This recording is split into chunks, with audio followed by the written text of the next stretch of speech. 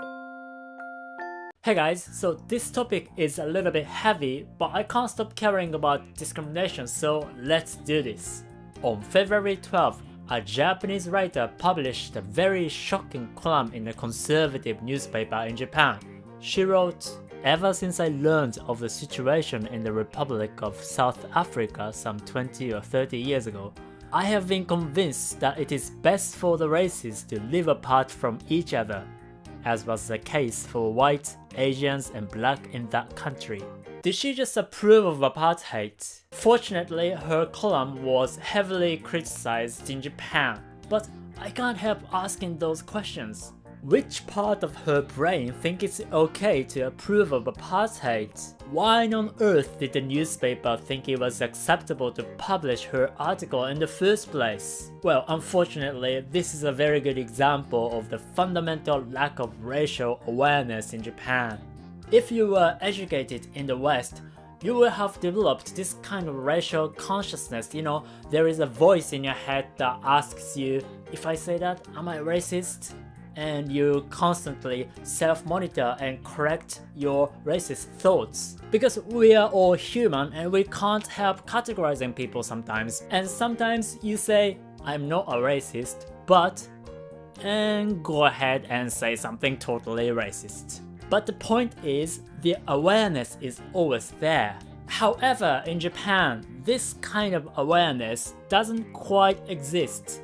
So that's why people can freely air their racist thoughts because they don't self-monitor and correct themselves. Sure, Japanese people learn history, stuff like slavery, the Holocaust, and apartheid, but many of them fail to connect the history to their own lives, so they tend to think it's someone else's problem rather than our own problem as humanity. The thing is, the concept of race is somewhat distant for many Japanese people. 98.5% of Japan is considered ethnically Japanese, and of the remaining 1.5%, the majority are Asians. So if you spend your entire life in Japan, which many Japanese people do, you never think of your race. In fact, those who go to Western countries to study are often surprised that people call them Asians. For the first time in their lives, they are aware of their own race, which by the way is often considered a social construct, but that's another story. If you remember this YouTuber called Medama Sensei, he asked his Japanese students if they thought there was racial discrimination in Japan, and they said no, and they thought it only happened in the States. What happened was, Medama Sensei emphasized the word racial, and the student immediately thought it didn't relate to Japan because they weren't used to thinking of people in terms of race. And of course, on February 12th, a Japanese musician tweeted a photo of his group with blacked up faces, which I think is absolutely unacceptable. But at the same time, their intention was not to discriminate against black people. They were just completely oblivious to the history of racial discrimination in the States. Personally, I think they really should learn it, especially as their music is often inspired by African American music. Many people say that Japanese people are xenophobic, and that's not completely baseless, but that's not accurate either, because the very same people can easily be xenophiles. So, if you are sensitive to negative stimulus, you will tend to say, oh, Japanese people are so xenophobic, they're terrible. And if you are sensitive to positive stimulus, you will tend to say, wow, Japanese people are super polite and kind. But then again, they are just two sides of the same coin. The real problem here is many Japanese people over-differentiate non-Japanese people. They think people outside Japan are more different than they actually are. Mind you, the majority of Japanese people don't hate people outside Japan. They sometimes might appear to, but in the Japanese context, that is often not their intention. It's just mostly lack of awareness. However, I think Japan really needs to understand racial discrimination as their own problem rather than somebody else's problem, because racism can exist, does exist, and probably will exist in Japan. Some people say, oh, that's just imposing Western values on Japan, Japan has its own way. Sure, many people can be quite Western-centric, but for this particular problem, I think there's a lot we should learn from Western nations given their tremendous effort in dealing with it. And I believe that the majority of Japanese people want to live in a society where different people can live together peacefully and harmoniously. By the way, if you're planning to travel to Japan, you shouldn't be worried. The level of discrimination here is nowhere near the level where tourists would have to worry. Alright, what do you guys think? I know this is a very hot topic, so please let me know in the comment section. Alright, so if you are a foreign national in Japan, Japanese Ministry of Justice has a hotline about human rights issues. The link is in the description. There is also a petition urging Fuji TV not to air blacked up faced musicians, and again the link is in the description. So Sandro says, are only Westerners, Caucasians or Africans called Gaijin in Japan?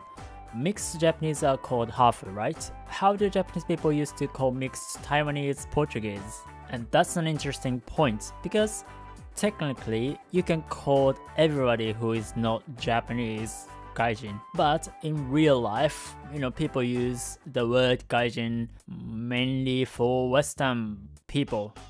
And sometimes the Japanese people called mixed Japanese people Gaijin by mistake, which can be kind of offensive because they are Japanese.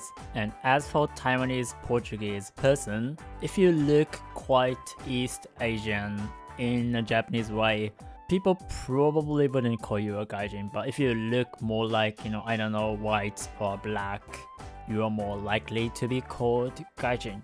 And that's why Mia's question is interesting. She says, Filipina girls are not Gaijin?